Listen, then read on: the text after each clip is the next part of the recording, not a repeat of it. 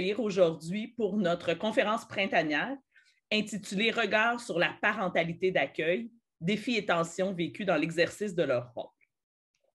Donc, sans plus tarder, je vais vous présenter notre première conférencière. Elle va vous faire une présentation intitulée « Regard sur la parentalité d'accueil dans le contexte de visites supervisées ». C'est un projet qu'elle a réalisé dans le cadre de son mémoire de maîtrise. Donc, notre invitée de ce matin s'appelle Cherline Louis-Jacques. Cherline est travailleuse sociale. Elle a travaillé pendant 6 ans en protection de la jeunesse. Par la suite, là, elle a eu le privilège d'avoir un mandat de quelques mois comme travailleuse sociale à la Commission spéciale sur les droits des enfants et la protection de la jeunesse, communément appelée la Commission Laurent, qui devrait déposer son rapport sous peu. Elle a fait partie de l'équipe de travail de 4 intervenantes qui avaient pour mandat de soutenir les citoyens, les professionnels qui venaient témoigner. Depuis l'automne dernier, elle est travailleuse sociale en pédopsychiatrie à l'hôpital Rivière-des-Prairies. Et comme je vous le disais là, en introduction, là, le projet qu'elle vous présente aujourd'hui a été réalisé dans le cadre de sa maîtrise en travail social à l'UDM. Pour la présentation d'aujourd'hui, je vais commencer par vous faire une petite mise en contexte et par la suite aborder le cadre théorique là, de ma recherche, aborder les aspects méthodologiques et les résultats. Et pour conclure, je vais vous partager quelques réflexions sur la réalité des parents d'accueil, puis des pistes pour de futurs travaux de recherche. La mise en contexte de mon projet de recherche, en fond, l'objectif principal de ma recherche était de comprendre comment s'exerce la parentalité d'accueil dans le contexte des visites supervisées. Des concepts clés qui sont importants pour ma recherche, c'est la définition au niveau des familles d'accueil.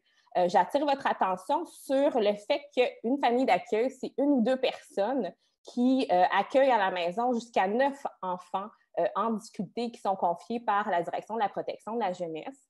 Je vous invite à garder ce chiffre en tête dans le sens où les familles d'accueil, oui, il y en a qui ont quelques enfants à la maison, mais il y en a qui en ont plusieurs, donc plus qu'un ou 2. Au niveau des concepts clés, il y a aussi la visite supervisée en tant que telle. Donc, c'est un contact planifié entre un parent et son enfant en présence d'une tierce personne. Dans le cadre de ma recherche, quand je vais vous parler de la tierce personne, je fais référence aux intervenants en protection de la jeunesse.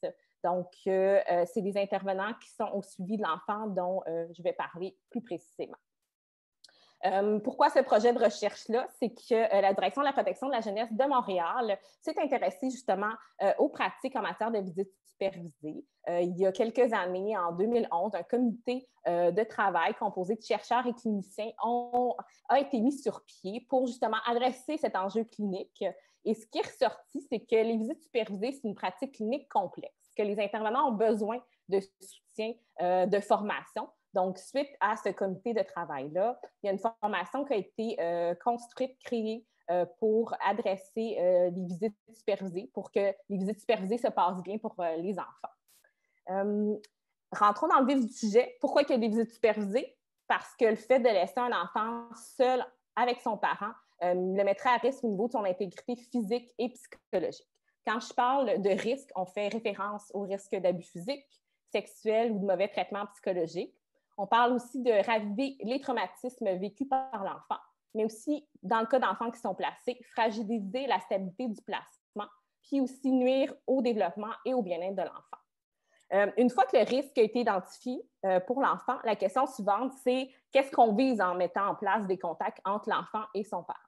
Les objectifs peuvent être les suivants, donc permettre de maintenir le lien dans un lieu sécurisant, de développer ou de restaurer les liens entre le parent et l'enfant, de travailler la parentalité, de permettre un travail thérapeutique auprès de l'enfant, ou aussi de pouvoir réaliser un travail d'observation et d'évaluation. Pour mettre en place des visites supervisées, ce qui ressort dans la littérature, c'est plusieurs enjeux au niveau de la planification. Donc, quand on fait référence au transport de l'enfant, il y a certaines familles d'accueil qui transportent l'enfant de leur milieu d'accueil vers le lieu de sa visite supervisée.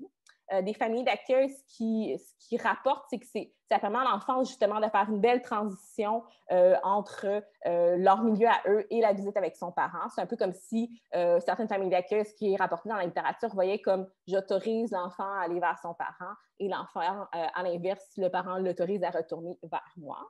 Il y a aussi l'utilisation d'un service de transport bénévole. Un transport bénévole, un transporteur bénévole, c'est monsieur, madame, tout le monde, que oui, on a fait une enquête au niveau de ses antécédents, mais qui offre de son temps pour pouvoir faire des transports pour des enfants au niveau de la protection de la jeunesse. Donc, c'est des transporteurs bénévoles qui peuvent changer d'une fois à l'autre. Et c'est une des choses qui est rapportée dans la littérature comme étant problématique, comme étant un irritant pour les familles d'accueil. Dans le contexte où les familles d'accueil ne font pas le transport de l'enfant, ce qu'elles trouvent comme étant problématique, c'est le fait que les transporteurs se succèdent parfois d'une visite à l'autre, mais des fois dans la même visite, le matin, par exemple, pour l'aller, il y a une personne qui vient, un monsieur ou une madame X, puis pour le retour, des fois, c'est une personne différente.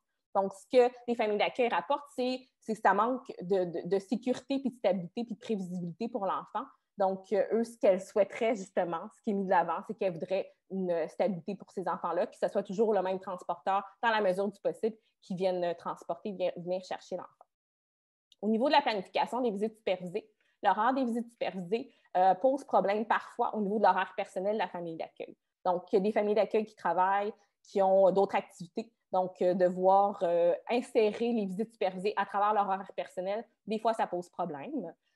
Aussi, les familles d'accueil, comme je mentionnais au début de ma présentation, n'ont pas nécessairement juste un enfant sous leur responsabilité. Donc, quand tu as plusieurs enfants, des fois, ça devient un petit peu plus difficile de gérer ton organisation familiale. Donc, des fois, il y a des activités qui sont revues, modifiées au niveau de l'heure, puis tout simplement, des fois, complètement annulées parce que l'enfant est visite supervisée en plein milieu de sa journée. Au niveau de l'implication des familles d'accueil dans l'organisation des visites supervisées, ce qui ressort dans la littérature, c'est que les familles d'accueil se sentent peu consultées par les intervenants. Dans le fond, ce qui est nommé, un peu comme je mentionnais plus tôt, c'est que parfois, leurs visites supervisées des enfants sont priorisées au détriment des activités de la vie quotidienne de la famille d'accueil et ça peut poser problème dans leur organisation. Au niveau de la littérature, ce qui est rapporté comme étant les meilleures pratiques, ce serait de mettre en place un plan de visite supervisée. Donc, un plan de visite supervisée, ça inclurait l'horaire des contacts, l'arrangement relié au transport, le type de soutien offert à la famille d'accueil et à l'enfant et aux parents. Puis, à travers ça, c'est les objectifs visés par les visites supervisées, les motifs de la supervision de contact. Un peu comme j'ai mentionné au début, il y a une formation au centre, à la direction de la protection de la jeunesse de Montréal qui est mise sur pied, qui adresse justement l'outil qui serait le plan de visite supervisée. Au niveau des visites supervisées, il y a tout l'enjeu de l'accompagnement des enfants. Donc, la direction de la protection de la jeunesse, dans le cadre du comité et de la création de la formation, a réfléchi au rôle et aux responsabilités des familles d'accueil par rapport aux visites supervisées. Donc, ce qui est attendu des familles d'accueil, c'est d'offrir une écoute active à l'enfant avant et après les visites, d'identifier les réactions de l'enfant et de les communiquer à l'intervenant, de soutenir l'enfant pour qu'il mette des mots sur ce qu'il ressent, d'apaiser l'enfant quand la visite est une source de stress ou d'excitation, puis de mettre en place des stratégies pour aider l'enfant à faire face aux émotions occasionnées par les visites supervisées. Ce qui ressort dans la littérature, c'est que les visites supervisées peuvent générer toutes sortes d'impacts chez l'enfant. Donc, il y a certains enfants, ce qui est rapporté dans la littérature, c'est qu'il y a certains enfants qui sont placés dans un conflit de loyauté de par les visites supervisées. Ce qui est rapporté selon la perspective des familles d'accueil qui ont été rencontrées dans le cadre de ces recherches, c'est que des familles d'accueil ont l'impression que le fait d'avoir une trop grande fréquence de visite envoie le mauvais message à l'enfant, donc que l'enfant va retourner chez son parent à court, moyen ou long terme. Puis pour les enfants qui sont placés en majorité, bien, c'est un message un peu contradictoire d'avoir autant de fréquence de visite avec son parent. Il y a aussi tout l'impact des visites supervisées en termes de perturbation du fonctionnement général de l'enfant. Donc, on parle de perturbations au niveau du sommeil, de l'alimentation. L'enfant peut faire des crises avant ou après les visites supervisées. Au niveau aussi des impacts des visites supervisées sur l'enfant, il y a l'enjeu des attentes non répondues chez l'enfant. Dans le fond, le parent qui pourrait promettre des choses, par exemple, tu vas voir tel jouet, on va faire telle activité à la prochaine visite supervisée. Mais on peut même aller un petit peu plus loin. La base toute simple qui serait de le parent ne se présente pas à la visite alors que l'enfant, ça fait un certain temps qu'il attend sa visite supervisée avec son parent. Donc, l'enfant revient, puis il est déçu, il est fâché, il vit toutes sortes d'émotions en lien avec justement ses attentes non répondues. Ce qui ressort dans la littérature, c'est que les familles d'accueil ont besoin de formation. les familles d'accueil, ce qu'elles souhaitent, c'est d'avoir des moyens pour mieux soutenir les enfants, d'avoir de la formation, du coaching pour pouvoir clarifier leur rôle auprès des enfants puis d'offrir l'accompagnement qu'ils ont besoin. Au niveau des visites supervisées, ce qui est important de retenir, c'est qu'il y a une collaboration entre différents acteurs.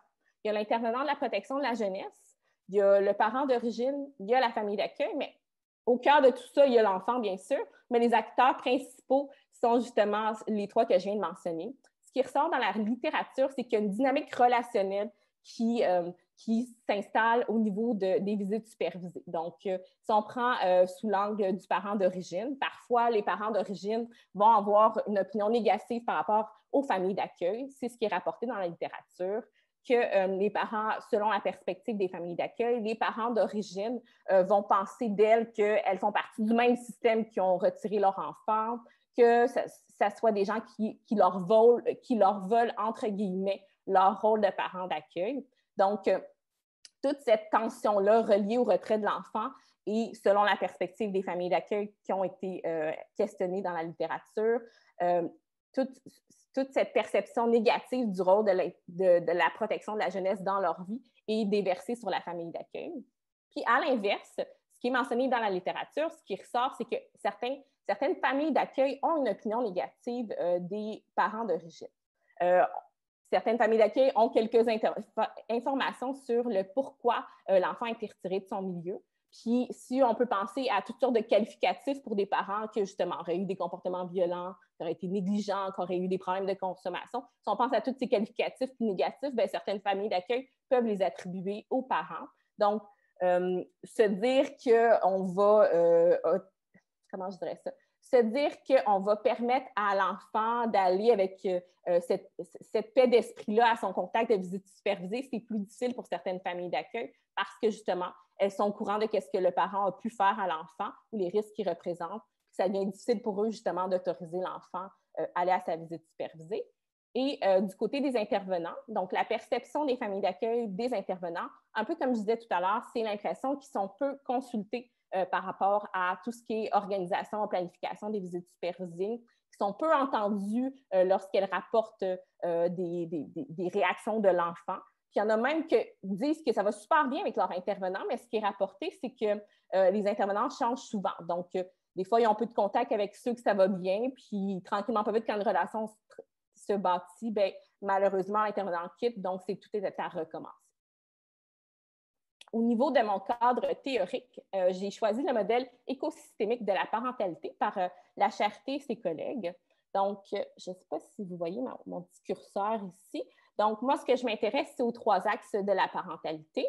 Au niveau de ce modèle écosystémique, ça a été inspiré des travaux de Belsky par rapport à la parentalité et aussi aux travaux du modèle écosystémique de Bronfen-Brenner. Donc, on voit ici différentes couches au niveau du contexte méso, exo puis macrosystémique. Donc, quand on regarde au niveau des caractéristiques personnelles de l'enfant, par exemple, ce serait sa personnalité, son tempérament. Même chose du côté des parents d'accueil. Donc, tous ces facteurs-là, individuels, sociétals, puis des contextes de vie ont une influence sur l'exercice de la parentalité au sens large. Dans le cadre de ma recherche, je me suis intéressée aux trois axes de la parentalité. Si on prend, par exemple, l'expérience parentale, ça fait référence à la dimension subjective et expérientielle du rôle de parent d'accueil dans le contexte des visites supervisées. Dans le fond, on fait référence à toutes les connaissances que détiennent les parents d'accueil et celles qu'elles ressentent le besoin d'acquérir en lien avec leur rôle et leurs responsabilités comme parents d'accueil en lien avec les visites supervisées. Puis, on parle aussi de tout le sentiment de collaboration avec des familles d'accueil par rapport aux intervenants et aux parents d'origine. Au niveau de la pratique parentale, on fait référence à toutes les décisions prises et les gestes posés par les familles d'accueil dans le cadre de l'exercice de leur rôle parental par rapport à cet enfant-là dans le cadre des visites supervisées. On fait aussi référence à l'engagement parental dont fait preuve les familles d'accueil, leur disponibilité physique, mais aussi psychologique pour l'enfant, puis toutes les actions posées par les familles d'accueil qui ont pour but d'organiser la vie d'enfant, organiser les visites supervisées. Le dernier axe est la responsabilité parentale. Ça fait référence aux droits et devoirs de la famille d'accueil qu'elle acquiert lorsqu'on lui confie un enfant au niveau de la protection de la jeunesse. Au niveau de ma méthodologie, donc, j'ai fait des entrevues semi-structurées. J'ai fait de l'analyse de contenu après avoir recueilli tous ces témoignages-là de familles d'accueil. Les grands thèmes de ma grille d'entrevue ont été la compréhension des familles d'accueil de ce qu'est une visite supervisée, l'implication des familles d'accueil dans la planification des visites supervisées, l'accompagnement des familles d'accueil par rapport aux visites supervisées, puis finalement, la communication entre différents acteurs dans les visites supervisées. Donc, moi, je fais référence aux parents d'origine et aussi des intervenants. Mon recrutement s'est fait à travers la Direction de la protection de la jeunesse de Montréal. Donc, j'ai rencontré des familles d'accueil régulières.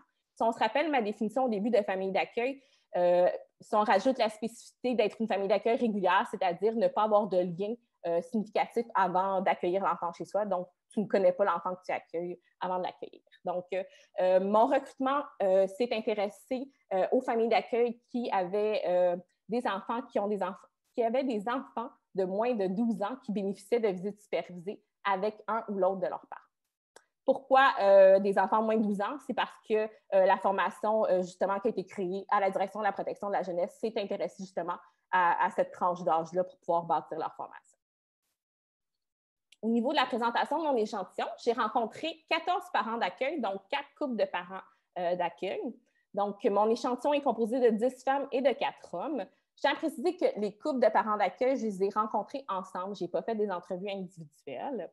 Les hommes et les femmes que j'ai rencontrés étaient âgés entre 30 et 61 ans. Le nombre d'années d'expérience de ces familles d'accueil était entre 5 mois et 31 années. Les familles d'accueil avaient entre 1 et 6 places disponibles dans leur milieu. Et les familles d'accueil avaient entre 1 et 4 enfants en visite supervisée. Puis la moyenne des familles d'accueil avait 2 enfants en visite supervisée. Si on regarde au niveau de mes résultats, ce qui ressort, c'est que les familles d'accueil ont une bonne compréhension des objectifs des visites supervisées. Les familles d'accueil aussi comprennent bien c'est quoi les motifs, pourquoi on met en place des visites supervisées.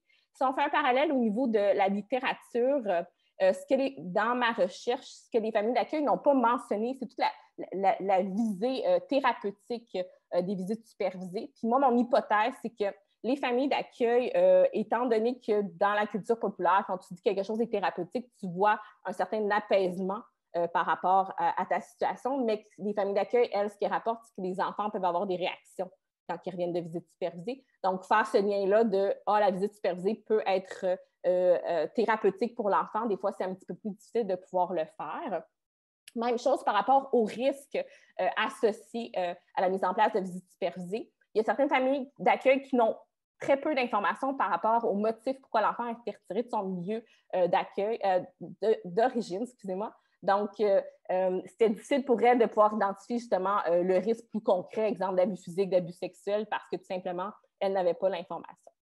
Ce qui ressort aussi au niveau de ma recherche, c'est que les familles d'accueil aimeraient ça avoir un compte-rendu des visites supervisées. Il y a des intervenants qui le font, mais il y en a d'autres qui ne le font pas. Puis les familles d'accueil, ce qu'elles disent, c'est « moi, j'ai besoin d'avoir ce contenu-là pour pouvoir mieux accueillir l'enfant quand il revient. Si tout s'est bien passé, pas de trouble, ça va super bien. Mais s'il y a des petites choses qu'à accrocher, j'aimerais ça le savoir d'avance pour pouvoir mieux accompagner l'enfant quand il va revenir à la maison. » Il y a tout l'aspect du sentiment de compétence des familles d'accueil dans l'accompagnement offert aux enfants. Il y a des familles d'accueil qui ont nommé avoir de la difficulté à décoder, déceler les indices chez l'enfant de détresse. C'est souvent pour des enfants qui sont un petit peu plus jeunes, donc qui ne peuvent pas parler pour exprimer ce qu'elles ressentent, ce que les enfants ressentent. Il y a aussi des familles d'accueil qui ont ressorti le fait que les enfants, quand ils reviennent de leur visite supervisée, c'est difficile de les apaiser, c'est difficile de les approcher, elles leur laissent leur bulle, mais il y a tout l'aspect de proximité, distance, tu vas être présent pour l'enfant, qui est un petit peu plus difficile. Puis il y a d'autres familles d'accueil qui ont dit que pour elles, c'était tout naturel d'accompagner l'enfant, puis qu'elles voient que la réceptivité de l'enfant envers elles était super. Au niveau du sentiment de collaboration avec les intervenants, ce Ce qui ressort, c'est que les familles d'accueil nomment se sentir peu consultées par les intervenants au niveau de la protection de la jeunesse, au niveau de la planification des visites supervisées. Donc, ce qu'elles disent, c'est qu'elles se font imposer parfois des choix de l'intervenant, donc au niveau de l'horaire, au niveau du transport. Donc, certaines familles d'accueil qui ont rapporté, c'est quelques irritants. Mais il y a d'autres familles d'accueil que l'expérience se passe super bien, puis qu'elles ont l'impression de faire partie justement de l'équipe de travail, de collaborer ensemble pour le bien de l'enfant. Si on voit au niveau de la communication entre la famille d'accueil et les parents d'origine, ce qui ressort dans les résultats de ma recherche, c'est qu'il y a une variété d'expériences. Il y a vraiment des familles d'accueil que ça se passe super bien, les communications avec les parents d'origine. Ils ont des échanges à l'extérieur des visites supervisées. Donc, la famille d'accueil a le numéro du parent et vice-versa, puis le parent peut appeler pour prendre des nouvelles tout simplement de son enfant. Il y a même des familles d'accueil qui vont un petit peu plus loin, puis que des fois, ils font des appels vidéo avec l'enfant, même si ce n'est pas nécessairement elles qui ont le mandat de supervision, elles font de leur propre chef de pouvoir mettre en contact l'enfant avec son parent d'origine. C'est surtout pour des enfants en plus jeune âge, donc montrer des petites vidéos et autres. Il y a d'autres expériences qui sont un petit peu plus négatives, donc des familles d'accueil ont rapporté avoir vécu de l'hostilité, senti d'hostilité de la part du parent d'origine envers elles, des menaces, de l'intimidation. Il y en a d'autres qui disent ouvertement on met des limites aux parents parce que ça ne se passe pas bien, ça ne s'est pas passé bien. Donc, même si elles auraient voulu à un moment ou à un autre avoir une meilleure relation avec le parent d'origine, le parent, selon leur perspective, n'est tout simplement pas disponible pour l'instant. Au niveau de l'axe de la pratique parentale, ce qui est ressorti, c'est les défis de conjuguer différentes réalités dans la planification des visites supervisées. Il y a la réalité de l'intervenant, l'horaire, son horaire personnel, l'horaire de la salle, par rapport au transport aussi. Donc, est-ce que c'est l'intervenant qui fait les transports ou non? Il y a tout l'aspect de l'horaire aussi du parent. Le parent peut travailler, le parent peut avoir d'autres rendez-vous ou autres. Puis, il y a aussi la réalité de la famille d'accueil. Ce qui ressort, c'est que les familles d'accueil sentent que parfois, les visites supervisées, on y va en fonction de l'horaire du parent. La priorité est donnée à eux, alors qu'elles auraient apprécié être davantage consultées pour pouvoir justement mettre de l'avant leur réalité à elles. Au niveau de la préparation de l'enfant avant sa visite supervisée, ce qui ressort, c'est le besoin de sécuriser l'enfant, soit par des petites routines, des rituels, des façons de pouvoir justement sécuriser l'enfant, de se dire « Ah, ben là, tu vas passer un bon moment avec ton parent », de mettre ça, que l'enfant investit sa visite, quitte son milieu d'accueil avec une perspective positive de sa visite qu'il va passer avec son parent. Au niveau du besoin de l'enfant à son retour des visites supervisées, ce qui ressort, c'est le besoin d'être apaisé. Un peu comme je mentionnais tout à l'heure, il y a tout l'enjeu des réactions de l'enfant à son retour de visite supervisée qui peut être plus difficile pour la famille d'accueil à pouvoir apaiser l'enfant. Ce qui ressort, c'est le besoin de formation, le besoin de coaching par rapport aux familles d'accueil. Elles disent ouvertement, ils aimeraient ça être outillés davantage pour pouvoir aider l'enfant. Donc, il y en a qui disent ouvertement ne pas savoir s'ils font la bonne chose auprès de l'enfant. Donc, au niveau de la responsabilité parentale, il y a tout l'enjeu de la transmission de l'information aux familles d'accueil. Les familles d'accueil, ce qu'ils rapportent, c'est justement ce que je mentionnais au début, qu'ils n'ont pas nécessairement toute l'information sur la réalité de l'enfant. Donc, tu accueilles un enfant chez toi que tu ne connais pas, que tu dois justement devoir apprendre à connaître à travers tes interactions du quotidien. Donc, des fois, les familles d'accueil aimeraient ça pour avoir un petit peu plus d'informations justement pour pouvoir mieux comprendre dans quel contexte les visites se déroulent, qu'est-ce que l'enfant est confronté à comme dynamique avec son parent pour pouvoir justement mieux l'accueillir. Encore une fois, tout l'enjeu de la formation des familles d'accueil et le besoin d'offrir une présence de qualité à l'enfant à son retour des visites supervisées. Donc, si l'horaire des visites supervisées ne coïncide pas avec l'horaire de la famille d'accueil, ça se peut que la famille d'accueil, justement, va modifier son horaire pour pouvoir être présente physiquement pour son enfant. Mais si en même temps, il y a 2, 3 autres enfants qui ont d'autres réalités, d'autres choses à faire, ça peut être plus difficile, là, justement, là, de pouvoir être disponible pleinement pour cet enfant-là que des visites supervisées qui reviennent, puis c'est plus difficile. Il y a tout l'aspect de collaborer avec l'établissement. Donc, les familles d'accueil se doivent de rendre des comptes à l'établissement, que ce soit au niveau des réactions de l'enfant, le retour des visites supervisées, qu'est-ce que l'enfant va nommer par rapport à sa visite avec son parent. les familles d'accueil, ce qu'elles rapportent, c'est que parfois, c'est difficile de pouvoir rejoindre l'intervenant justement pour pouvoir transmettre l'information. Puis une des choses qui est ressortie, c'est bien, l'enfant qui fait une crise pour ne pas aller à sa visite supervisée, bien, la famille d'accueil, elle ne peut pas d'elle-même décider, bien, mon petit, tu ne vas pas à ta visite supervisée. Il faut que les familles d'accueil contactent l'intervenant pour pouvoir leur dire, pour qu'elles puissent justement qu'elles prennent, les intervenants, la décision d'envoyer ou non l'enfant en visite supervisée. Au niveau de la responsabilité parentale des familles d'accueil, c'est de favoriser les liens entre l'enfant et son parent d'origine. Donc, elles font tout en leur pouvoir justement pour maintenir les liens, que l'enfant, même s'il revient qui est déçu de sa visite supervisée, qu'il trouve une façon de l'adresser avec l'enfant, que l'enfant ne sente pas que l'opinion négative, qu'il reste avec justement cette opinion plus difficile par rapport à sa visite, mais sans mentir à l'enfant, c'est vraiment juste pouvoir apaiser la vision qu'il a de son parent. Donc, des fois, c'est ce qui ressort au niveau du discours des familles d'accueil. Au niveau, il y a un nouveau changement législatif qui a été fait dernièrement. Donc, les familles d'accueil ont la possibilité d'être entendues au tribunal. Il y a des familles d'accueil qui ont vécu l'expérience comme étant super positif, puis d'autres que ça a été plus difficile. Ils trouvent que c'est un moment stressant, angoissant pour elles au niveau de leur témoignage au tribunal. En gros, ce qui ressort de ma recherche sur l'expérience à parentalité d'accueil en contexte de visite supervisée, c'est que pour favoriser des visites supervisées bienveillantes pour l'enfant, il faut mieux informer les familles d'accueil. Elles ont besoin d'avoir toute l'information nécessaire pour justement pouvoir mieux accompagner l'enfant, faire sens des visites supervisées que l'enfant va avoir avec son parent. Les familles d'accueil nomment de toutes sortes de façons leur besoin d'être mieux soutenues par rapport à ce que l'enfant va vivre rattaché à sa visite supervisée puis l'accompagnement qu'elles peuvent offrir aux enfants. Un autre élément qui est super important qui est ressorti, c'est toute l'harmonisation des pratiques. Donc, ce que les familles d'accueil disaient, étant donné qu'il y en a que ça faisait plusieurs années qu'ils sont là, c'est qu'il y avait des différences individuelles des intervenants. Donc, parfois, l'intervenant va super gros les impliquer dans la planification des visites supervisées. Puis, oups, un nouvel intervenant, puis la pratique change, c'est différent. Même chose au niveau du compte-rendu des visites supervisées. Donc, d'un intervenant à l'autre, les familles d'accueil ont l'impression qu'il y a comme des différences individuelles, puis qu'il n'y a pas de ligne directrice au niveau de l'établissement par rapport aux pratiques en matière de visite supervisée, parce que justement, d'un intervenant à l'autre, ça change. Un intervenant va faire une pratique X, puis l'autre va faire une pratique Y. Au-delà des visites supervisées, cette étude a mis de l'avant les défis associés à la parentalité d'accueil.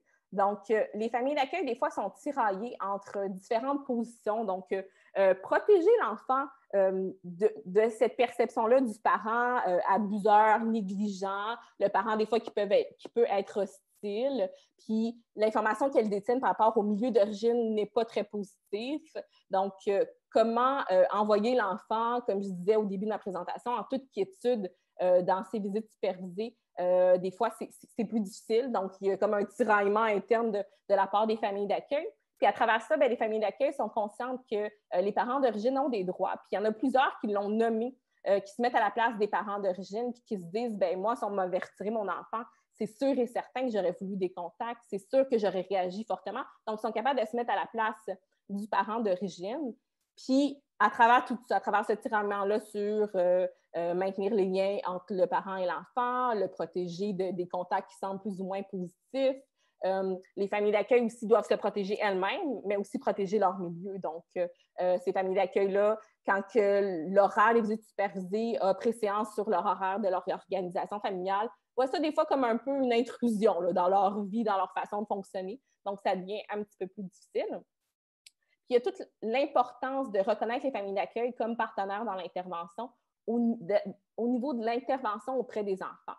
Parce que, dans le fond, l'enjeu que je nommais tout à l'heure au niveau du soutien des familles d'accueil, une famille d'accueil qui est mieux soutenue va mieux accompagner son enfant. C'est un enfant qui est mieux accompagné va mieux se développer, va se sentir mieux à travers ses relations avec son milieu d'origine et aussi avec sa famille d'accueil.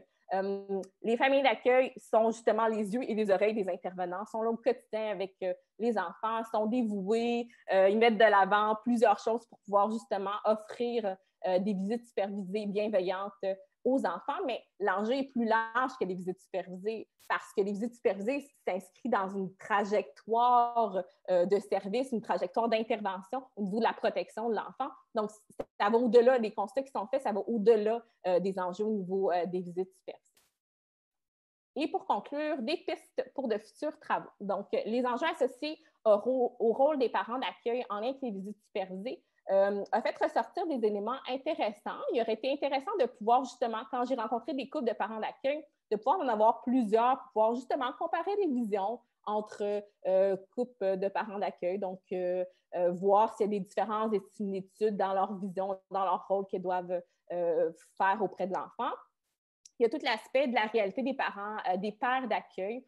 Dans mon échantillon, je n'avais pas assez de pères d'accueil justement pour pouvoir mieux définir leurs besoins, définir leur vision par rapport aux visites supervisées. Donc, ce serait intéressant pour de prochains travaux de pouvoir recueillir l'opinion de pères d'accueil. Puis, pour terminer, il y a toute l'expérience des familles d'accueil au sens large. Au début de la présentation, j'ai parlé des familles d'accueil, la définition de base avec une ou deux personnes qui reçoivent des enfants dans leur milieu. Mais il y a tout l'aspect des familles d'accueil de proximité. Donc, une famille d'accueil qui reçoit son neveu, sa nièce, le voisin qui reçoit l'enfant du quartier qu'il connaît depuis des années. Donc, le lien est différent avec l'enfant. Donc, leur réalité, je crois, pourrait être différente au niveau de leur expérience, comment ils vivent leur parentalité par rapport aux visites supervisées et les enfants.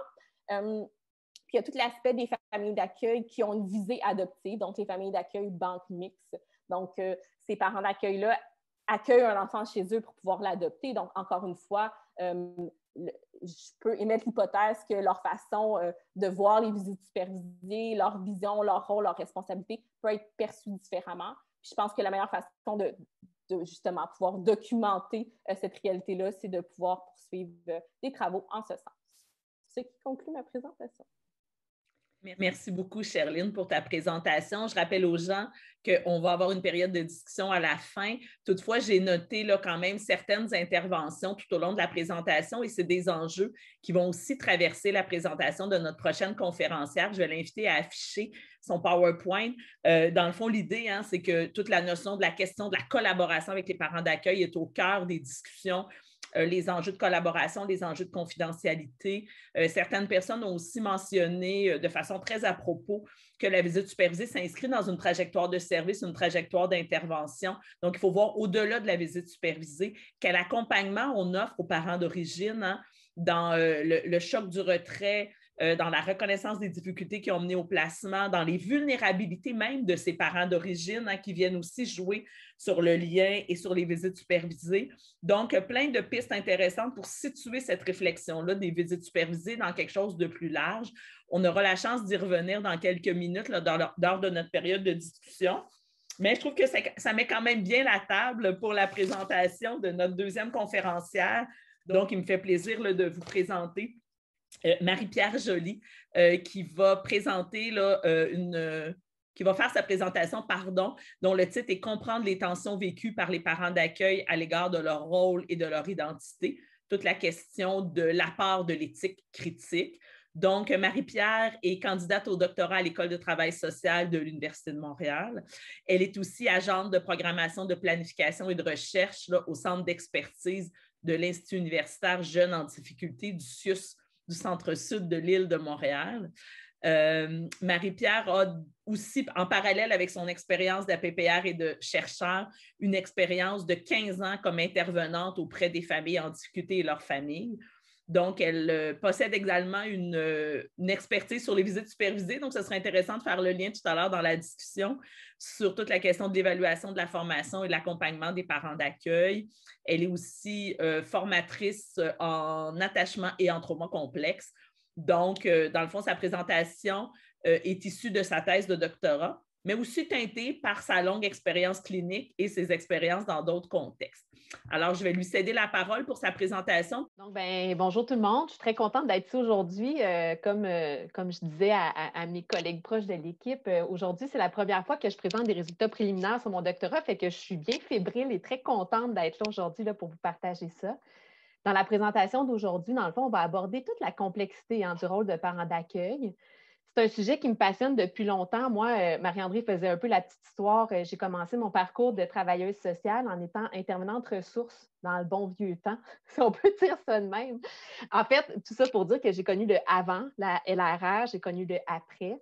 Puis, au fil du temps, je suis devenue très intéressée par la question de savoir comment les structures en place viennent influencer l'expérience des parents d'accueil. Ça m'a toujours intéressée. Puis mon doctorat, ça a été une opportunité, si on veut, d'aller regarder ça, d'aller voir c'est quoi l'expérience des parents d'accueil dans ce contexte-là professionnalisé. Puis voilà, bien, avec l'éthique critique et mon cadre théorique, dans le fond, c'est le chemin que j'ai choisi pour pouvoir aller regarder tout ça.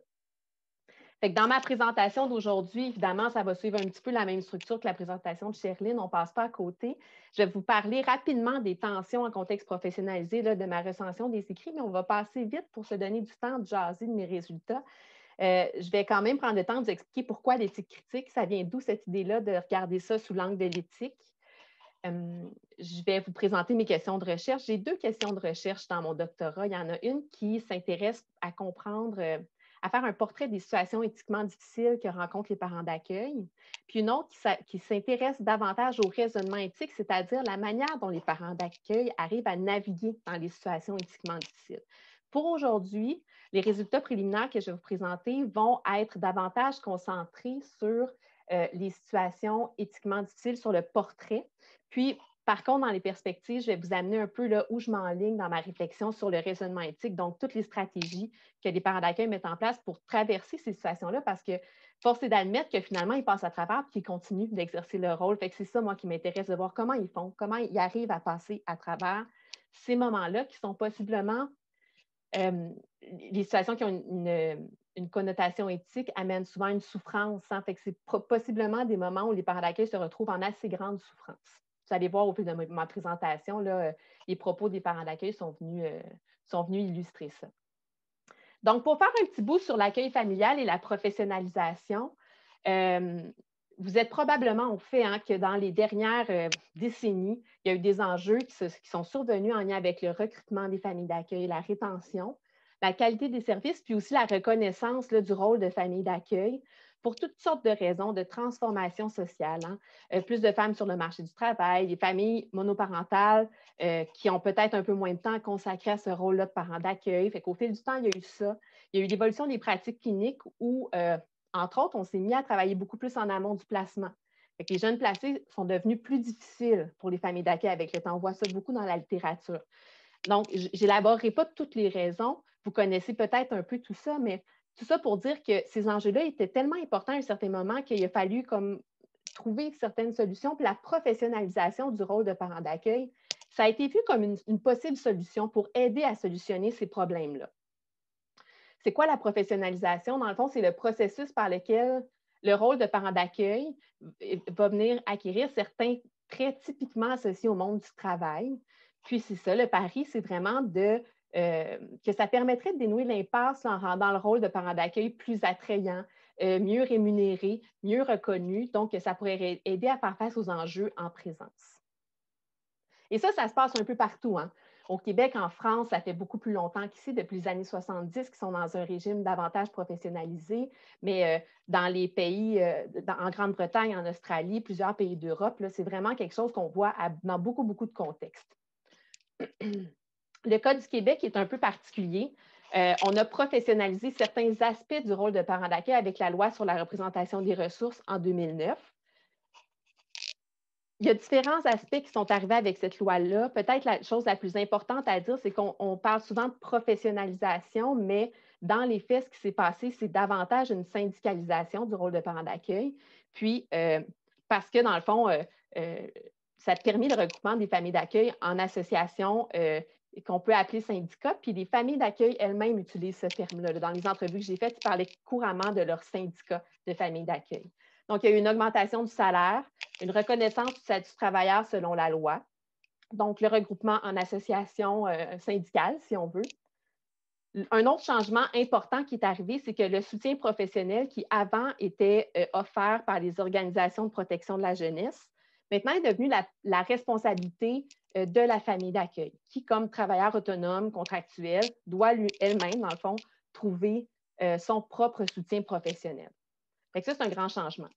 Un autre grand changement qui est arrivé en parallèle, c'est l'approche de contrôle de la qualité qui a été mise en place, qui est présente là, depuis ce temps-là, avec les intervenants qualité, dans le fond, qui sont venus remplacer, si on veut, les intervenants ressources qui étaient là auparavant.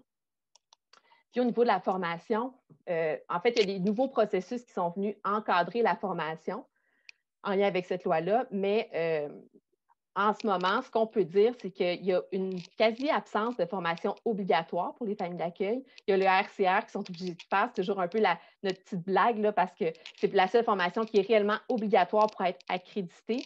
Ensuite, il y a des formations fortement recommandées, mais pas de formation obligatoire. Et ce qu'on peut vous dire, c'est que c'est fortement variable d'une région à l'autre. On a un autre projet là, sur la formation, puis c'est très, très variable d'une région à l'autre, ce qui est offert aux familles d'accueil. Donc, on pourra revenir peut-être dans la période de questions sur la question de la formation. J'ai vu qu'il y a eu des commentaires dans le chat. Là, ça serait intéressant d'en discuter un petit peu plus tard.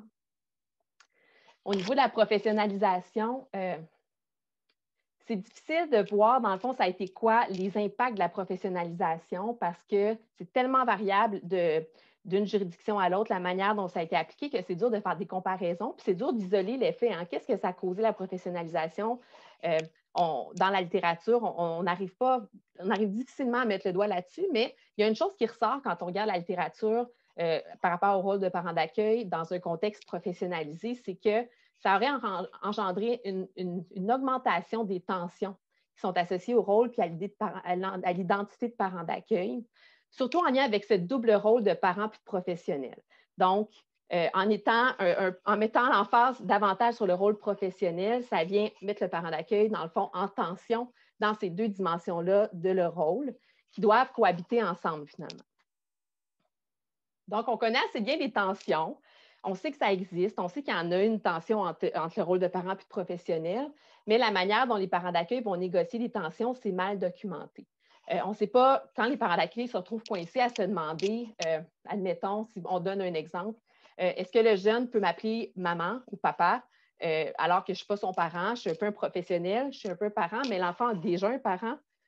Comment je fais pour me positionner dans ça? Ou bien comme professionnel, est-ce que c'est légitime que je vienne exprimer des difficultés, demander de l'aide? Est-ce que je ne devrais pas être capable de faire ça moi-même? Puis qu'ils se retrouvent un peu coincés dans ça. On ne sait pas trop comment ils font finalement pour naviguer là-dedans puis trouver leur position. Donc, ça, c'est quelque chose qui m'intriguait de voir, oui, il y a des tensions, ça met les parents d'accueil en difficulté, mais on ne sait pas qu'est-ce qu'ils font avec ces tensions-là finalement. Dans la littérature, il y a quelques pistes, il y a quelques chercheurs qui ont réfléchi à des façons de soutenir les parents d'accueil dans ça. Entre autres, Heuillet en France propose de structurer des moments de réflexion puis d'échange qui regroupent les acteurs impliqués autour du placement. Boyer, ici au Québec, proposait des espaces de parole qui seraient hors des structures de contrôle de la qualité pour avoir des espaces d'échange pour les parents d'accueil plus libres. Cuthbert, en Australie, propose un modèle de délibération éthique pour soutenir la réflexion des parents d'accueil. Fait qu'il y a comme différentes propositions qui émergent dans la littérature. Puis, ce qu'elles ont en commun, ce qui est intéressant, c'est qu'elles se réfèrent toutes, dans le fond, au domaine de l'éthique critique. Donc, c'est là que ça a piqué ma curiosité de voir l'éthique critique, qu'est-ce que c'est? Est-ce que ça pourrait être intéressant d'utiliser ça pour comprendre les tensions? Si on se donne une définition rapidement de ce que c'est l'éthique critique, c'est une discipline qui propose de mener une réflexion sur la manière dont chacun devrait se comporter. Ça s'applique aux situations les plus graves puis les plus complexes, mais aussi, c'est là que c'est intéressant, je trouve, pour les parents d'accueil, aux décisions puis aux actions de la vie quotidienne d'un individu qui ont un impact à la fois dans sa vie personnelle, professionnelle, citoyenne, puis aussi qui a un impact sur d'autres êtres humains. Fait que quand je lisais ça, je me disais, on est exactement là pour les parents d'accueil. C'est toutes sortes de micro-décisions qu'ils prennent au quotidien, où ils sont obligés de se positionner dans ce rôle-là compliqué d'expert, de professionnel, mais de parents en même temps. Puis ça va avoir un impact majeur sur l'enfant placé, mais aussi sur toutes les autres personnes qui vivent sur leur toit. C'est sur le conjoint, sur les enfants du parent d'accueil. Donc, il y a beaucoup de monde qui vont être impactés dans tout ça. Fait que, dans le fond, ça a été ça l'idée. Je me suis dit, si on va faire une relecture des tensions, Mais en utilisant un cadre au niveau de l'éthique critique, peut-être que ça va amener une nouvelle compréhension, puis des nouvelles pistes pour voir comment soutenir les parents d'accueil qui doivent composer avec ces tensions-là. Donc, ça m'amène à mes questions de recherche. Il y en a deux, je vous en ai parlé tantôt un petit peu rapidement en entrée de présentation. La première, dans le fond, c'est demande quelles sont les situations éthiquement difficiles vécues par les parents d'accueil québécois. Et la deuxième vient demander, dans le fond, comment les parents d'accueil font-ils face aux situations éthiquement difficiles, c'est-à-dire quel est leur raisonnement éthique, qu'est-ce qu'ils mobilisent dans leur raisonnement éthique. Donc, pour aujourd'hui, comme je vous disais, on va se consacrer à la première question de recherche, puis on va essayer de dresser un peu un portrait là, des situations éthiquement difficiles que rencontrent les parents d'accueil, du moins les parents d'accueil que j'ai rencontrés là, dans mon échantillon. Comme cadre théorique pour cette question-là, j'ai utilisé une typologie proposée par Sarah Banks. Sarah Banks, c'est une travailleuse sociale qui a réfléchi, qui a essayé de conceptualiser un peu c'était quoi les situations éthiquement difficiles qui rencontraient les travailleurs sociaux dans leur rôle. Puis vous allez voir, ça s'applique en tout point aussi aux familles d'accueil. Donc, ça aide à voir de quoi on parle quand on parle de situations éthiquement difficiles. Il y a comme trois grandes catégories. La première, c'est des enjeux éthiques. Ça, c'est des situations qui ont une dimension éthique, mais qui ne sont pas articulées nécessairement sous la forme d'une prise de décision par la personne. Donc, c'est un enjeu qui est exposé de manière plus large. Un problème éthique, c'est un peu différent. Dans le fond, c'est une situation qui est difficile où il y a une décision qui doit être prise. Mais dans ce genre de situation, ce n'est pas un dilemme à proprement parler pour la personne. La position adoptée peut être claire. La personne sait pas mal comment il faut qu'elle se positionne, mais ça pose quand même des enjeux, puis ça peut poser des questions puis avoir des impacts importants sur les gens autour. Et la dernière catégorie, c'est le dilemme éthique. Dans le fond, c'est des situations où il y a un choix d'action en deux situations qui sont également indésirables. Dans le fond, le meilleur choix à faire n'apparaît pas clairement. Le choix est difficile. Le choix va générer de l'inconfort. Banks parle si je me rappelle bien du terme, c'est d'un résidu éthique au niveau des émotions, au sens où il peut rester suite à cette situation-là de la colère, de la tristesse, de l'impuissance, de la détresse même. Donc, il peut rester des émotions très difficiles en lien avec le dilemme là, qui est très, très, très, très complexe à solutionner finalement. Et dans le fond, dans mes entrevues avec les parents d'accueil, j'ai allé essayer de débusquer c'était quoi les enjeux, les problèmes puis les dilemmes éthiques qui étaient présentés par les parents d'accueil. Au niveau de ma méthodologie, les parents d'accueil ont été recrutés, c'est des familles d'accueil régulières. Dans le fond, c'est des parents d'accueil de familles régulières, recrutés par l'entremise de la DREC puis de la FARIC, dans le fond. Fait qu'on a des gens des deux grandes associations représentatives. J'ai fait des entrevues individuelles, semi-dirigées, en virtuel. Ça s'est fait en contexte COVID, fait tout en ligne, qui ont duré environ 1h30 chacune. Il y avait 4 thèmes abordés dans les entrevues. Dans le fond, on commençait par parler de eux comme parents d'accueil, de leur famille d'accueil, qui me parlent d'eux d'une façon plus personnelle. Ensuite, on abordait le rôle de parents d'accueil pour que je comprenne un peu comment ils voyaient ce rôle-là, puis comment ils voyaient le contexte dans lequel ils exerçaient leur rôle. Ensuite, c'était pas mal ça le cœur de l'entrevue, je leur demandais de me raconter de choisir une situation difficile à laquelle il avait été confronté. Là, ça peut être du passé ou ça peut être quelque chose dans lequel il était encore activement en train de réfléchir, si on veut. Puis, dans le fond, je les accompagnais pour qu'ils me racontent qu'est-ce qui s'est passé, qu'est-ce qu'ils ont fait, ça a été quoi les stratégies, quelles émotions ils ont ressenties. Donc, on allait vraiment voir en détail tout ce qui s'était passé dans ces situations-là.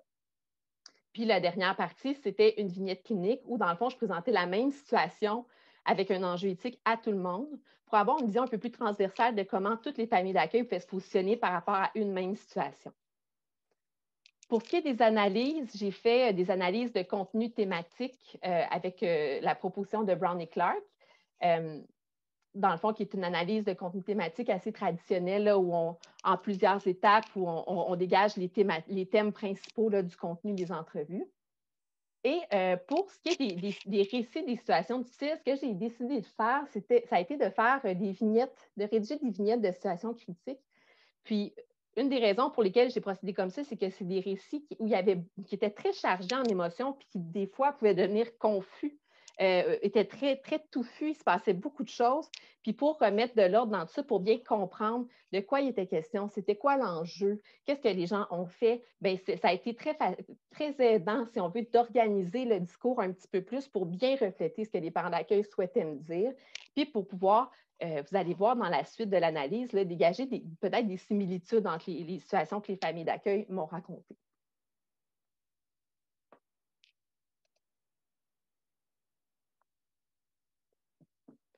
Pour ce qui est de mon échantillon, bien, en fait, j'ai eu 19 parents d'accueil qui ont accepté de faire des entrevues avec moi. 18 femmes et un homme. C'est souvent un peu le cas quand on rencontre des familles d'accueil. Âgés entre 28 et 65 ans qui viennent de 9 régions différentes, donc une bonne représentativité. Ça a été un des avantages de faire des entrevues en virtuel. Il y avait entre une demi-année et 29 années d'expérience, donc un bon éventail encore une fois. Dans la composition familiale, j'avais 3 familles qui étaient monoparentales, 16 qui étaient en couple.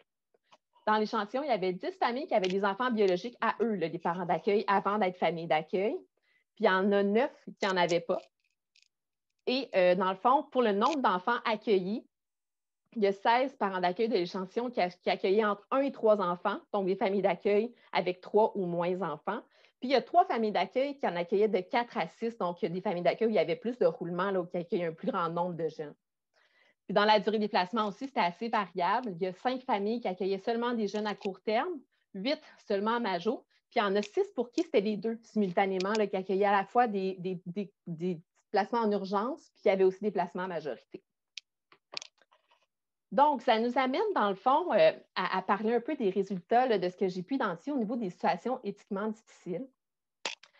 Je vous disais, j'ai 19 parents d'accueil, mais vous allez voir, j'ai pu recenser parce qu'il y a une famille d'accueil qui m'a partagé 2 situations différentes. Donc, j'ai en tout 20 situations éthiquement difficiles qui ont été recensées là, pour lesquelles j'ai fait des vignettes là, de situations critiques.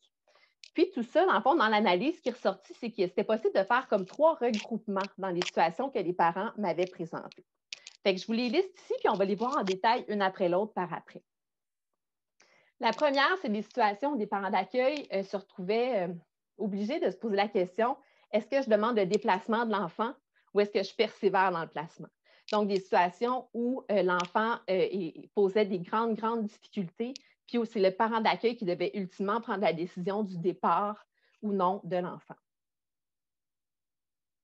Le deuxième type de situation, c'était des situations où le parent d'accueil se demandait, est-ce que je dois mettre une limite ou non aux parents d'origine? Puis en fait, c'est ça, là, il y avait, en fait, pour la première, je ne l'ai pas dit, mais il y avait 7 situations qui se référaient à ce dilemme-là, si on veut, de demander ou pas le déplacement. Pour le deuxième type, c'est 2 parents d'accueil qui m'ont parlé spécifiquement de cette relation-là avec le parent d'origine, de voir comment on met ou pas des limites aux parents d'origine. Mais ça prend quand même une certaine importance, cette question-là. Je trouvais ça important de le souligner. Il y a beaucoup d'autres, dans le reste des entrevues, il y a beaucoup de parents d'accueil qui m'ont parlé quand même de l'enjeu de la collaboration avec les parents d'origine, mais pas nécessairement en choisissant de me présenter une situation critique en lien avec ça. Donc, ça vient mettre l'emphase sur le fait que c'est un enjeu qui est important. Puis ça fait écho aussi à ce que Shirley nous a présenté, là, plutôt là, la relation avec les parents d'origine qui peut être complexe dans le fond, là, parfois, là, autant dans la gestion des contacts, mais au-delà de la gestion des contacts aussi. Et le dernier regroupement, c'est des situations où le parent d'accueil devait se demander s'il devait se positionner ou pas dans une situation de désaccord avec l'intervenant, ou bien est-ce qu'il devait nommer ou taire ses difficultés à l'intervenant. Fait que ça, en tout, ça représente 11 des situations critiques qui ont été présentées. Donc, on va les prendre une après l'autre pour voir un peu de quoi il est question. Pour la première, dans le fond, le parent d'accueil qui est amené à se demander est-ce que je demande le déplacement ou pas, ça, c'est des situations où le choix s'est imposé là, quand le parent d'accueil ou les autres membres de la famille se sont retrouvés vraiment en très grande difficulté. Les parents d'accueil, dans le fond, se retrouvaient à la limite de leurs moyens. C'est comme s'il n'y avait plus de moyens pour aider cet enfant-là. Puis l'enfant pouvait finir par mettre à risque la sécurité de la famille ou l'équilibre de la famille. J'ai quelques extraits, là, vous allez voir, là, je vais vous présenter des situations puis des extraits de verbatim pour que vous puissiez avoir une idée là, de ce qui était là dans ces situations-là. Je vais vous présenter d'abord la situation d'une famille d'accueil que j'ai rebaptisée Isabelle. Évidemment, tous les noms sont fictifs, là, qui nous dit J'étais enceinte à veille d'accoucher. Samy habitait avec nous depuis 1 an quand une de ses amies nous appelle pour nous dire qu'il consomme, qu'il vend, qu'il fréquente des personnes de gangs criminalisées. À ce moment-là, Samy nous dit qu'il ne consomme pas. On ne sait rien de sa vie criminelle. Alors, on capotait. Moi, j'accouchais 1 semaine après. Après quelques vérifications, on a vu que la situation était vraiment grave. On était pris dans une espèce de dilemme à se demander est-ce qu'on garde Samy ou on ne le garde pas? On était vraiment stressés. Puis cette famille-là était très stressée par ça, mais leur souhait, c'était vraiment de garder le jeune. Ils voulaient vraiment poursuivre avec lui. Puis ils ont fini par réussir, mais ils ont été pendant un assez long moment confrontés à ce choix-là de dire est-ce qu'il doit quitter ou pas? Est-ce qu'on est en train de se mettre en danger? Donc ça a été quelque chose qui était difficile pour eux. L'ensemble des parents d'accueil dans ces situations-là sont déchirés entre préserver leur santé physique et mentale, puis celle de leur famille, mais ils ont conscience de l'effet qui est vraiment dévastateur du déplacement pour l'enfant. Puis quel que soit le choix final, il y a des émotions extrêmes qui sont en jeu. Une autre petite citation pour vous illustrer ça, une famille d'accueil qui dit « Ça m'a pris 3 ans de thérapie pour me pardonner d'avoir laissé aller cet enfant-là. C'était tellement pas ce que je voulais. » En même temps, c'était ça où tout le monde mourait dans la maison. Pas dans le sens de meurtre, mais dans le sens qu'on était en train de dépérir. Ça n'avait plus de sens. Fait que vous voyez ici la force des mots qui est employée. Cette mère d'accueil-là parle de mort, mais au sens symbolique. C'était tellement intense la manière qu'il est en train de dépérir qu'elle utilise ces mots-là là, qui ont vraiment une grande force symbolique. Là. Donc, les émotions sont vraiment très puissantes. Cette catégorie-là de situations, c'est celle où les émotions en jeu étaient les plus puissantes là, dans les situations que j'ai recensées. Marie, je ne veux pas te couper, je veux juste te rappeler qu'il te reste une dizaine de minutes. C'est parfait. Merci.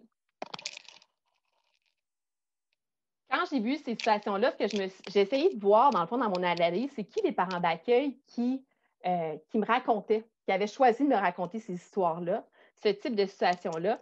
Puis ce que j'ai vu, c'est que dans leur motivation, c'est des gens qui avaient, pour certains, un désir d'enfant.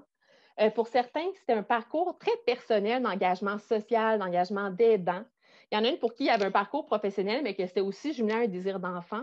Fait que ce que ça me disait, c'est que c'était ancré très fortement dans qui ils sont comme personnes, comme individus. C'était une motivation qui était très, très personnelle. Puis, la question que ça me posait, c'est des gens qui sont peut-être ceux qui sont le plus susceptibles d'avoir un engagement qui soit inconditionnel face aux enfants à cause de ce type de motivation-là. Donc, ce qui est intéressant, on recherche entre autres ça pour nos enfants, mais comment on peut mieux les accompagner? C'est des questions de la formation, du coaching, tout ça ressortait ici. Puis, ce que je voyais, c'est qu'il y a des parents d'accueil super bien outillés qui se retrouvaient dans cette situation-là. Fait que c'est au-delà des outils, des capacités d'intervention, comment on peut les préparer à cette possibilité-là qui se retrouve pris dans cette situation-là. Donc, ça fait le tour du premier type de situation. Le deuxième, où il était question de mettre ou non une limite aux parents d'origine, bien, en fait, la grande question, c'était est-ce qu'on met ou pas une limite, puis est-ce qu'on peut le faire en restant bienveillant? Est-ce qu'on peut le faire en préservant son intimité, puis en se protégeant soi-même, puis est-ce qu'on peut préserver l'enfant du conflit? Une famille d'accueil qui dit à propos de ça, ce qu'elle me disait, elle parle de la mère bio, puis elle dit, elle a accouché, cet enfant-là. Je me dis, peu importe quoi comme personne, puis qu'est-ce qui t'est arrivé dans la vie, ça reste que tu as un fond de maman. Quand elle m'a téléphoné à 3 heures du matin, elle était inadéquate, mais elle était inquiète pour vrai. Elle ne sait pas qui je suis, elle ne sait pas où est son enfant. J'essaie de la rassurer, mais j'ai essayé de la rassurer, mais ça ne s'est pas bien passé. Au bout du compte, je ne me suis pas protégée moi. Il va falloir que j'apprenne ça avec le temps. Donc, c'est intéressant de voir comment cette mère d'accueil-là est en train de jongler dans comment je me positionne. J'ai envie d'accueillir, j'ai envie d'être dans la bienveillance avec le parent, mais là, si j'ouvre trop, ça ne fonctionne plus non plus. Ce qui sortait de ça, c'est que, comme dans l'exemple que je viens de vous montrer, c'est souvent des familles d'accueil moins expérimentées qui exprimaient des grands doutes en lien avec le positionnement adopté face aux parents. Puis là, ça posait la question, depuis la LRR, il y a des parents d'accueil, les parents d'accueil ont la responsabilité de trouver leur propre soutien professionnel, hein, on le disait tantôt, puis il n'y a pas de formation obligatoire quand on accrédite les nouvelles familles d'accueil.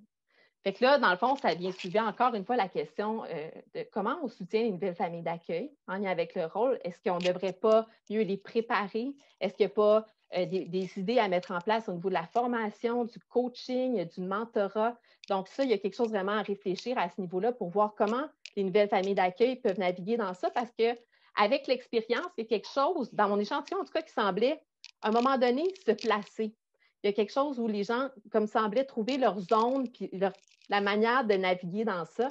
Mais pour les nouvelles familles d'accueil, c'était vraiment quelque chose qui était compliqué.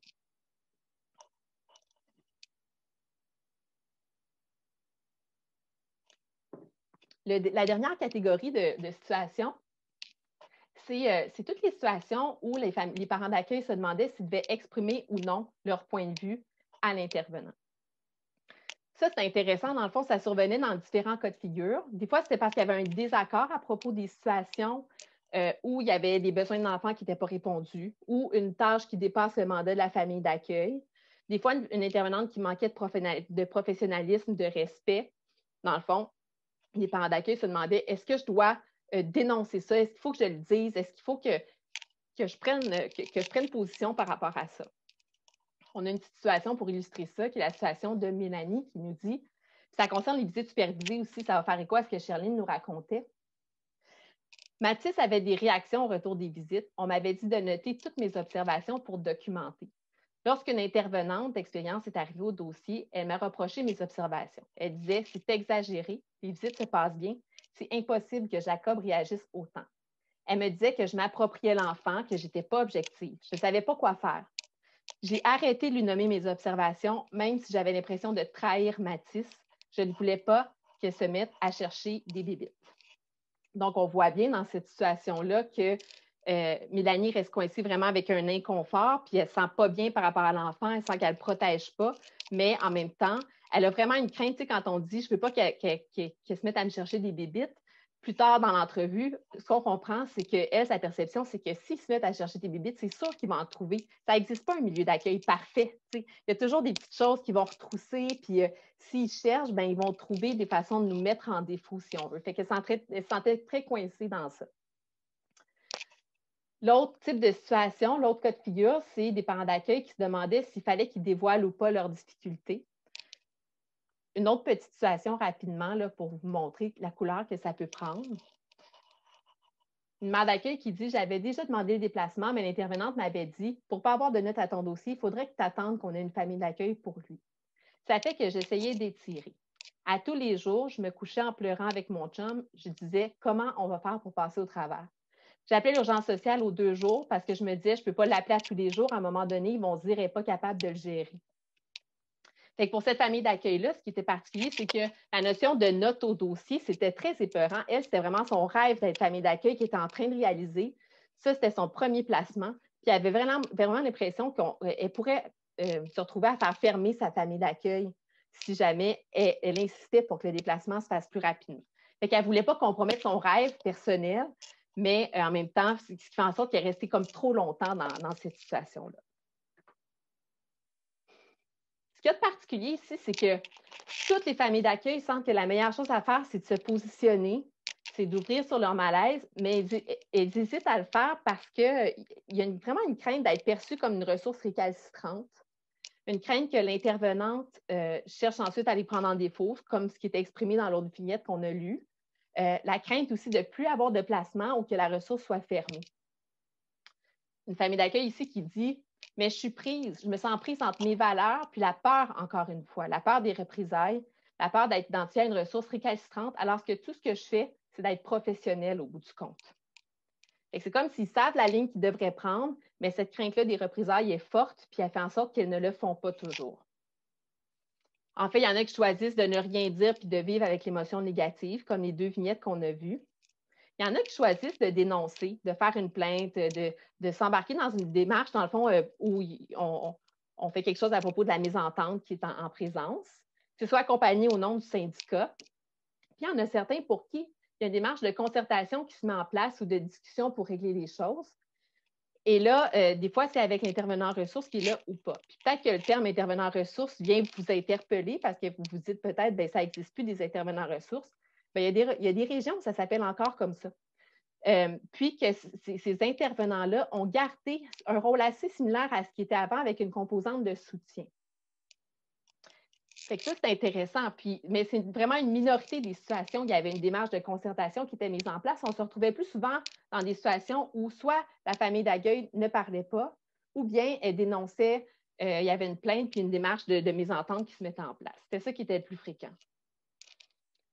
Fait que ce que ça pose comme question, bien, cette dynamique-là de confrontation, dans le fond, là, dans les entrevues aussi, les parents d'accueil m'ont dit que c'était plus présent depuis la LRR, au détriment d'un réel partenariat et d'un travail d'équipe. Puis ici, il y a des échos avec ce que Sherline nous a parlé aussi tantôt. Une mère d'accueil qui me dit, si je me mets dans mes souliers d'avant, moi, je trouve que le travail d'équipe est devenu plus difficile. C'est comme si on est d'un côté, puis l'intervenant est de l'autre côté, puis il y a une loi, un syndicat entre les deux qui vient comme réglementer un peu ce que l'intervenant peut faire, ce que la famille d'accueil peut faire. Moi, je sens une espèce de petit malaise. Fait que, ça dit assez clairement que le partenariat, c'est pas si simple que ça. Puis, au niveau du rôle d'intervenant ressources, le rôle de médiation qu'avait cette personne-là existe encore dans certaines régions, puis ça aide à la concertation. Je manque de temps, on ne lira pas la citation, mais la personne dit vraiment, moi, si je n'avais pas l'intervenante ressources, je ne sais pas vers qui je me tournerais, je serais vraiment mal prise. C'est un peu ça l'état du discours. Les gens qui ont encore accès à ce type de rôle-là, ça les aide dans les contextes où il y a de la confrontation un petit peu plus avec l'intervenant. Puis, dans le fond, le dernier point, c'est qu'en lien avec la démarche de contrôle de la qualité, il y a plusieurs parents qui se disent se sentir vraiment surveillés, finalement, par les intervenants. Fait que ça rend beaucoup plus difficile l'idée de pouvoir être en concertation, de pouvoir discuter de ce qui ne fonctionne pas. Donc, dans le troisième, puis ce qu'il faut ramener, dans le fond, c'est que le troisième type de situation qui est de se demander si on dénonce ou pas, ou si on se positionne ou pas, tout dépendant des situations, ça concerne quand même 11 situations sur 20 qui m'ont été présentées. Fait que c'est plus que la moitié des situations. Il y a 11 parents d'accueil qui ont choisi de me parler de ça. Fait que c'est vraiment quelque chose qui les habite et qui prend une place quand même importante. Donc, ça fait le tour des 3 types de situations. Je prends une petite minute de plus. Je vais vous amener ça juste pour vous dire un peu ce qui s'en vient dans mon projet. C'est sûr que je vais continuer à analyser les types de situations éthiquement difficiles. Il y a encore du travail pour démêler tout ça, mais le bout qui va m'intéresser aussi, c'est vraiment de me pencher sur c'est quoi leur stratégie, qu'est-ce qui fonctionne pour les aider dans ce genre de contexte-là. Donc, les grandes questions, ça va être sur quoi ils s'appuient dans leur trait de caractère, les parents d'accueil, pour traverser des situations éthiquement difficiles. Comment ça s'applique dans les situations? La deuxième grande question, puis qui a beaucoup d'écho avec les 3 types de situations que je vous ai présentées, c'est les parents d'accueil, est-ce qu'ils ont des lieux pour réfléchir ensemble aux situations éthiquement difficiles? En ce moment, ce que j'ai l'impression, c'est qu'ils réfléchissent soit avec des intervenants, puis là, plane un peu l'ombre de la dynamique de contrôle de la qualité sur ces lieux d'échange-là. Des fois c'est correct, mais il y a souvent ça qui est là, qui est présent. Puis s'ils parlent du côté de leur syndicat pour aller chercher du soutien, bien, il y a une couleur de défense de droit qui est là, qui est intéressante et qui est essentielle, mais c'est 2 lieux d'échange qui ne sont pas neutres. Oui, c'est où l'espace, dans le fond, où les parents d'accueil peuvent vraiment parler de leurs besoins, peuvent ouvrir sur leur vulnérabilité. Ça, je ne sais pas. Je ne sais pas si c'est toujours très disponible pour les parents d'accueil. J'ai l'impression que ce n'est pas tant que ça. Puis la dernière grande question, où l'éthique critique est intéressante, c'est que ça permet aussi de poser un regard sur les institutions. Est-ce que les institutions aident les parents d'accueil à exercer leur rôle d'une manière éthique? Est-ce qu'elles proposent des lieux d'échange, justement, pour être capable de réfléchir à ce rôle-là? Donc, c'est des questions qui vont venir là, dans la suite de mon analyse. Fait que ça fait le tour de ma présentation.